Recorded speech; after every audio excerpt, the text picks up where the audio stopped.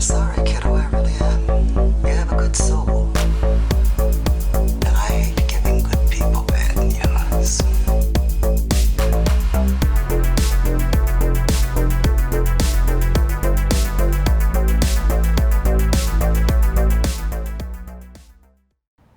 He's Tony, I'm Mike. Today, we're talking about 1973's Paper Moon. Our very first film role. Howdy. Howdy. Get the phone.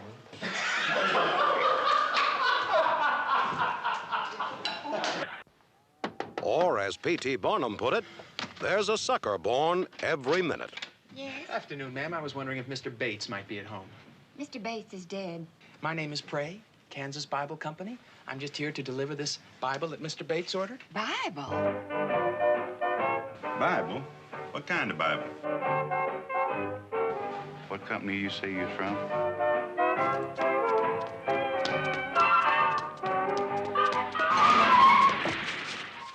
Just when you think you got it made, just ain't made, is it? Say it's only a paper moon sailing over a cardboard sea.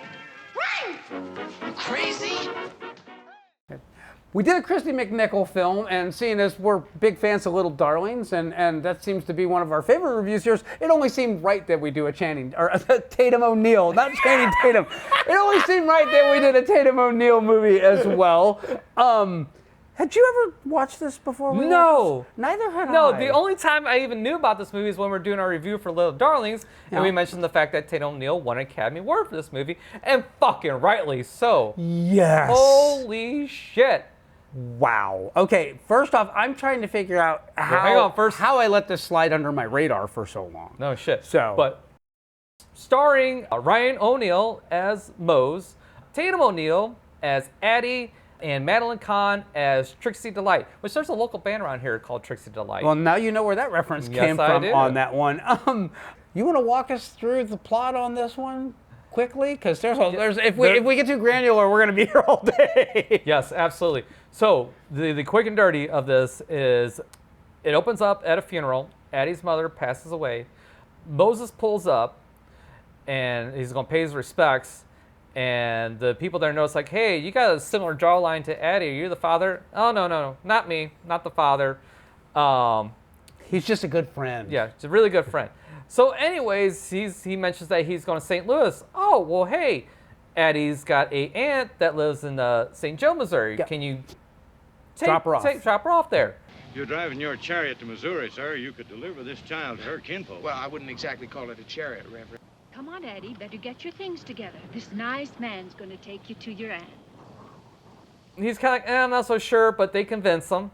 So he loads her up. They go into town. Moze stops at the mill, and basically how the mother dies. There's an accident, and the brother of the plant owner who was driving when she died in the car accident. Well, maybe she don't seem sweet right now. That's because she's sad. That is, with her mama being dead, but with your brother getting drunk and driving into that tree like that. What are you trying to pull? Get out of here. Get out of here. And so Moze basically guilts him into giving like $200. Now, I was thinking a couple of $1,000s would be acceptable. A couple of $1,000. I'll give you 200. Which is a real small amount, but yeah, I don't know if that was a con or if that was legit, but it seems legit. Apparently, Addie's mother is not well respected in town. There's a lot of whispers about her being a loose and lewd woman. Yeah. Amen, Essie. May I just know your ass is still warm. Would you like some water, Addie? We'll get the child some water. He then takes Addie to the train station, buys her a ticket, and then it's like, well, it's going to be a little bit of a while before the train shows up, so let's take you for a coney and a knee high. And he also takes some of that money and does some car repairs on his own vehicle. Yes. That'll be $67.54. You sure these tires are new? $67.54. So anyways, Addie, this is when you realize that Addie is no dummy. And up until this point, Addie is pretty much dead silent. Yes. Through the whole thing. So this is a good 15 minutes into this film at this point. Yeah. At least 10 or 15. And then she opens her mouth. And it's like, are you my daddy? No, I'm not your daddy. Well, then if you ain't my pa, I want my $200. I want my $200. And she does it. She waits for them to be in a restaurant surrounded by a bunch of do-gooder citizens, and she starts throwing her fit, and she just keeps saying, you owe me $200. You owe me $200. I want my $200. So she's embarrassing the hell out of him, and he's a confidence man. I want my $200. I don't have your $200 no more, and you know it. And his confidence scheme is to basically sell cheap Bibles that have been personalized, and they're generally personalized as a gift to someone, and the person who paid for them or ordered them is recently deceased. Yeah. Yes? Afternoon, ma'am. I was wondering if Mr. Bates might be at home. Mr. Bates is dead. It's a widow's scam. Yeah. So anyways, she's basically like, well, then if you're not my daddy, you owe me $200. And so basically they end up going on the road. And really from there, shenanigans ensue. Well, we're running out of Bibles. Well, then we gotta get new ones. Then let's get new ones. Don't go You know what that is, Scooples? No, I don't know what it is, but if you got them, I sure bet they belong to somebody else.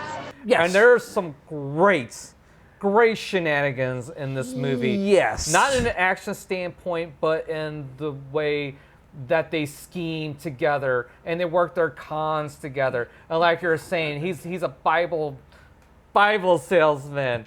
My name is Pray, Kansas Bible Company. I'm just here to deliver this Bible that Mr. Bates ordered. Bible? And well, he's selling a Bible. It's a legit Bible, but they're just scammy about it. and so Addie witnesses the first Bible scam, and then the second Bible scam, she weighs in. Yes. And it's brilliant. I ain't never heard of no Kansas Bible Company. Daddy, can't we go now? I want to get to church and pray for Mama. The performance that they managed to get out of, she was 8 years old when they started filming this, and 9 by the time that it finished. And the performance that they get out of her is so spectacularly good. This is just one of those, if you've ever known a kid that was smart beyond their years, this is precisely how they behave. And she sells this role so well. You owe me $85.74. And I'm also going to say that her on-screen chemistry with her father, because that's amazing. who's playing Moses, he is great. And then when Madeline Kahn shows up, they go to the carnival, and he falls for the stripper at the carnival, and he just keeps getting back in line over and over and over again. How many times are gonna see it? As many times as I like. That's how many times. You've seen it half a dozen And I times. might see it a half dozen more. And finally talks Mrs. Trixie Delight to coming on the road with him, and her assistant, and it's so brilliantly handled. Madeline Kahn is so fun to watch in this. She's so schemy and so, tee-hee-hee, oh, I'm just a silly lady, I'm just a silly girl. I wouldn't know a thing about that. She knows exactly what she's doing. Oh, yeah. She's a con artist of a different stripe than Moze and Addie are. She's just a gold digger, but not a hardcore gold digger. She loses interest very quickly. Normally she does once she gets paid, but with this particular one, she tells her assistant that she's going to take this one for a ride because he's got a thing for her and she knows it. She ain't putting out for your power though. Says she gonna wait to get all she can for she put out for him. Which is funny because he's a con man and he's being conned. He doesn't see all the ins and outs. And Addie does see that he's being conned. And the assistant, is like, just my mom told me to go work for this lady. She promised me X amount of money a week. Well, I ain't been paid yet. And how are you coming to be with her? Cause she promised to give me $4 every week. She ain't gave me nothing. I get a nickel or a dime here or there, but I have yet to get a paycheck. So Addie enlists her to help sever the ties on this one. It's so fun. This movie was a delight. I was so much like, fun. I started this movie so late, and I thought I'll watch the first half of it tonight, and I'll pick it up tomorrow. So then 2:30 in the morning rolls around, and the credits are finally over. I'm like, well, I fucked that up. I'm gonna be good and tired tomorrow. This movie was such a blast. I just enjoyed the shit out of this. I don't want to get too into the weeds on the goings on, because the less you know about this movie going in, the more fun you're going to have watching it. And that's what this movie is. It's just fun. You don't like me, do ya? No, I don't like you. It is. It is. Them watching Addie pick up on the schemes and then running them with the dad, improving upon them, and then running a lot of them by herself. Yes. And it's so convincingly, it is so well done. Her acting, like you said, is just fucking amazing in this. The only other acting that I see that is comparable to this is when you get Kirsten Dunst in Interview with the Vampire. It's the only thing that comes close to this. It is that intense. It is that emotionally authentic is really what it boils down to. I mean, like, you buy the fact that this is a little girl who grew up in a house where mama had things to do. So here, why don't you take this nickel and go get yourself a soda pop, honey? You already know Addie's backstory. From the moment you see her and the moment she starts talking, you know exactly that she's had to hustle because her mom neglected the hell out of her. And then when the way she lures Moses in, and the way that she absolutely catches on to the scam, and it's never explained to her. She sees the newspaper, she sees what's circled in it, she sees what name was embossed on the Bible, she overhears the conversation, and the fact that she picks up on who's a mark and who's not a mark. I love that bit. I love the fact that they show up to that one house and there's that poor lady there, and she's got like 8 kids, and you know, he's trying to pull a fast one because he's not that in tune to the goings on of the house, and she's all like, Dad, this one's already paid for. Huh? Mr. Stanley paid for the whole thing, don't you remember? sorry about your loss. I don't think it was the fact that he wasn't in tune to it. I just think he just didn't give a shit. I don't think he really cared too terribly much. He's just trying to run a scam, and that's really it. Because again, he is a mediocre scam artist at best. At best, absolutely. Yeah. But he's also oblivious to women. He sees them as a mark. He sees it's a widow scam. It feels like it's practiced and it's something that somebody showed him how to do, and he never varies from it because it's always $8. Yeah. It's well, you know, he got a $1 deposit and I need $7 from me. It's always $7. And Addie picks up, oh hey wait, that lady has a beautiful piano and a beautiful chandelier and some lovely jewelry, and it's $24. And not only will she give them $24 to pay for everything but the deposit, but she's going to give Addie $5 because she's just a sweet little girl. Well, Addie Pray, I'm going to give you $24 and an extra $5 for just coming to my door. So yeah, there you go. In Depression era, you know, Kansas and Missouri, here's this lady that Addie just automatically dings. I know what that means. That means money. That means you are well-to-do. And she plays it so well. And then the other thing I loved was that she keeps getting confused for a little boy early on because she's wearing bib overalls and she's got the bowl cut. And she decides she's going to cute it up because cute plays better. It works better for this game. And she gets to be that little girl that just goes, hey, Daddy, you know, and it sells instantly with anybody who's just being introduced to them. I enthusiastically loved everything about this movie. I love the fact that they shot it in black and white. It makes it so timely and timeless at the same time. Yes, very much so. And they nailed the costume design, they nailed the set design. It feels most of the time like it wasn't shot in 1973. It feels more like something that was shot like in the 50s or 60s or something like that. Like it kind of reminds me of like To Kill a Mockingbird. Yes, yeah, absolutely. Because especially because you got like a Scout who's that kind of tomboyish looking type of character too. Yeah. I'm going to say filmed on location. So like they went to those old towns and found, you know, the architecture that was built during those time periods and used that as their backdrops. And then they had, you know, the cars were all the correct period. The sedan that they wind up in is a 36 Ford. That's the nicer one that Miss Trixie Delight talks him into purchasing because she just can't stand to be driving around and that old convertible that they have. Oh my, Daddy, but wouldn't you look handsome sitting on the wheel of a thing like that? Yoo-hoo! Look what we got! Ain't she the sweetest little thing? And don't he look like a prince on that wheel? Now, I love how the scene of when they pick up the piece of shit truck because they got to get away from the from the bootleggers. Yes, yeah. And that's a great scene with Randy Quaid. Yes. Yes, I was gonna say they show him in the credits, and I'm thinking, oh, okay, Randy Quaid's gonna show up in this. I was surprised at how small his role was, but I get it. Well, it's brand new. That car ain't no good. What's the matter with it? Can't haul nothing in it. I do understand it, but this, unapologetically, this movie was such a blast. I was so 5 minutes in, I was so hooked into this movie. I was dialed in, and just watching it all unfold. Watching Tatum O'Neal at 9 fire up a cigarette, with one hand, flicking that match and lighting it, and she's obviously smoking. She's not like. She's like inhaling, yes.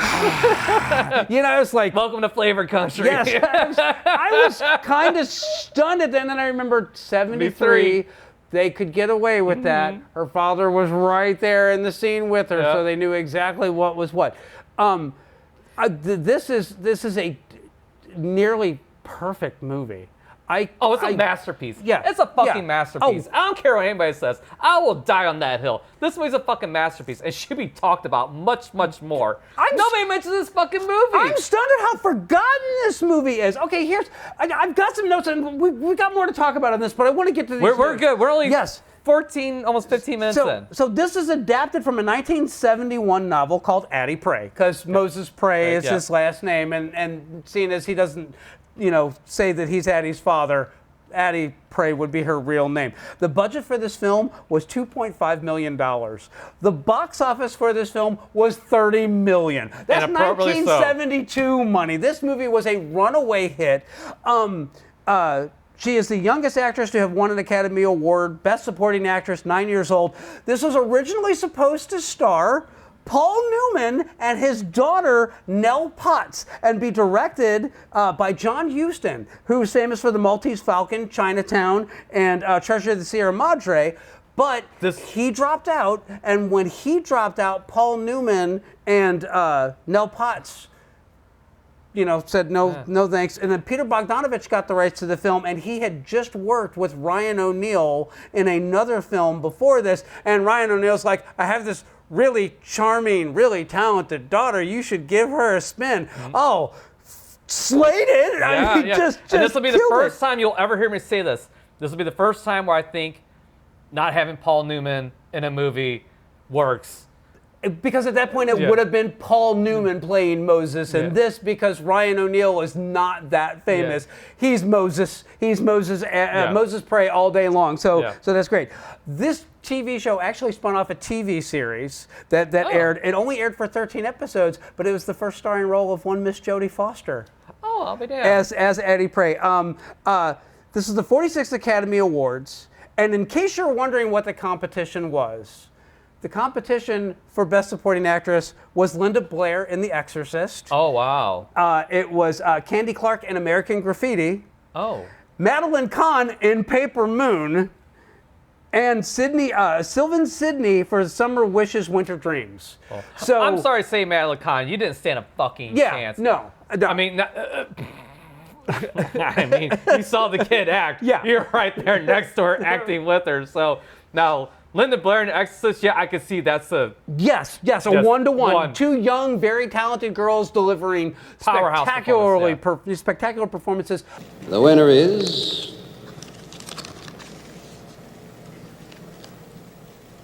Tatum O'Neal.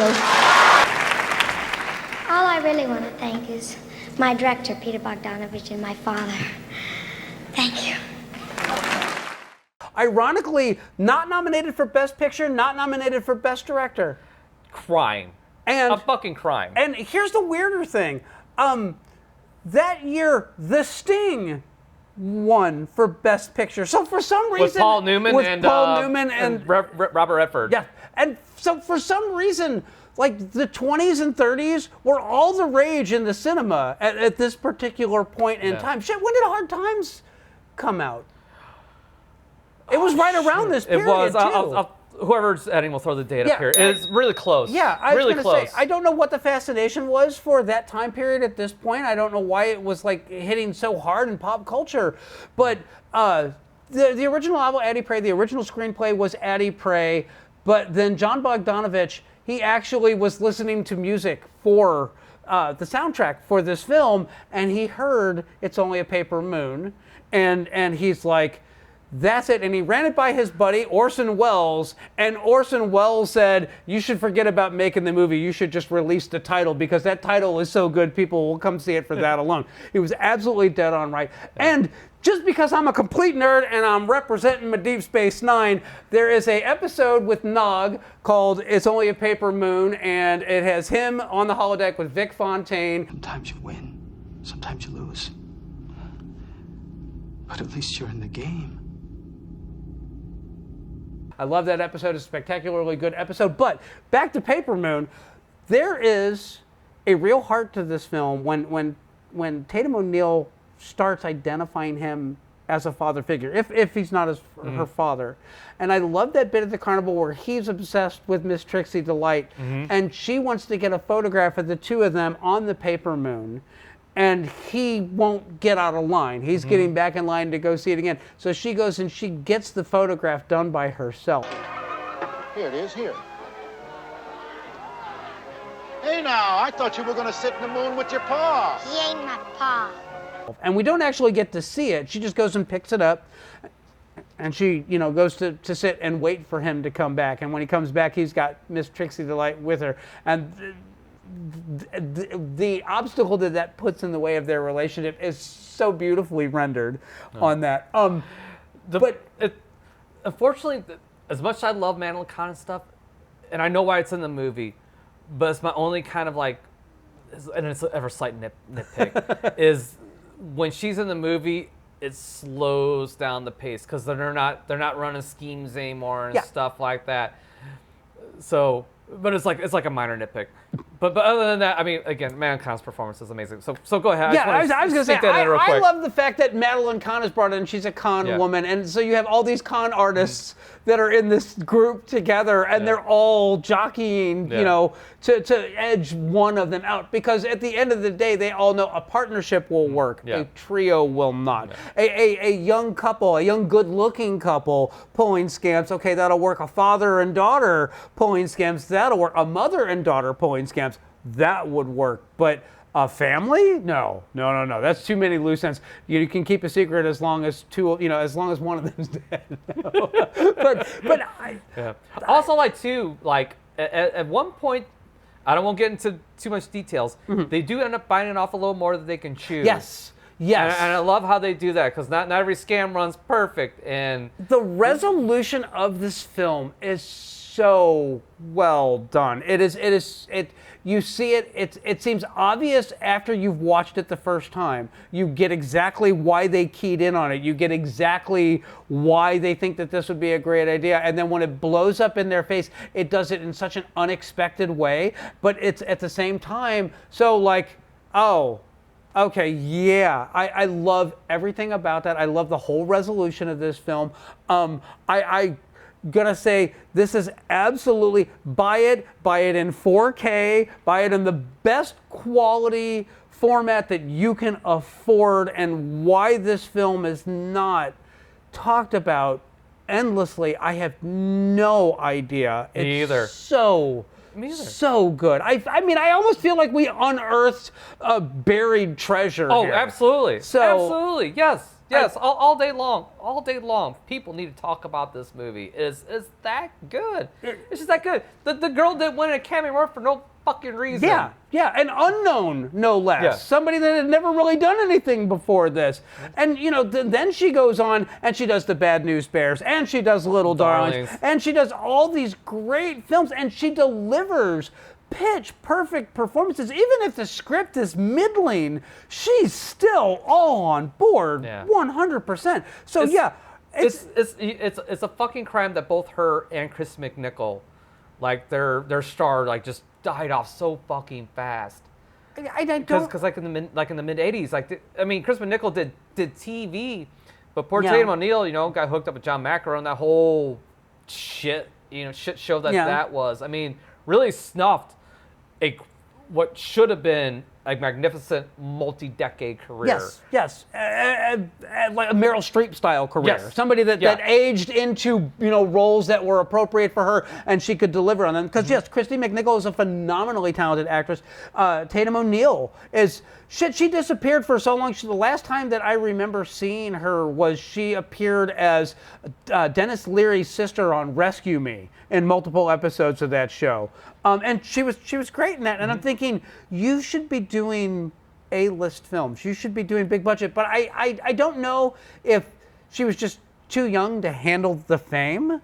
Because there was a lot of that going on in the late 70s, early 80s. Because it's not just Tatum O'Neal. It's Drew Barrymore. And there was a lot of kids that wound up with really troubled home lives and out of the spotlight lights that weren't prepared for all the trappings of fame, but like when they screw up, because they're kids and kids screw up, when they screw up, they're crucified for it in the press. And you know what? It's hard enough to deal with that when you're in your 20s, 30s, and 40s. Now imagine being 15 and seeing that shit on TV and everybody, pointing at you like you're the villain. It's like, come on, give me a break. And the other thing that I find fascinating about this is that Ryan O'Neal had divorced her mother like before this and had remarried like the year that they were making this movie. Oh, okay. And then that marriage fell apart in like 3 years and he divorced and remarried again. So, I understand why she would take this role, because for her as a child, this is an opportunity for her to actually work with her dad and get to hang out and have a relationship with him. And I don't know what happened off camera on that, but I see the appeal. I also see why she tried so damn hard, because when you're 8 and, hey, I get to hang out with dad and make a movie, you're going to bring your A game. So, this movie just, everybody still remembers The Exorcist. Everybody still remembers The Sting. But Paper Moon is one of those, it's been sitting in our list for a very long time. If I had known it was this good, we would have reviewed this a year and a half ago. Oh, yeah. But mirror everything you just said. It's an absolute recommend. It's an absolute buy. Watch this as soon as you're done watching this review. And I don't think we really say anything else. No, I mean, we'll just keep gushing. This movie kills. It's so good. We will catch you next time.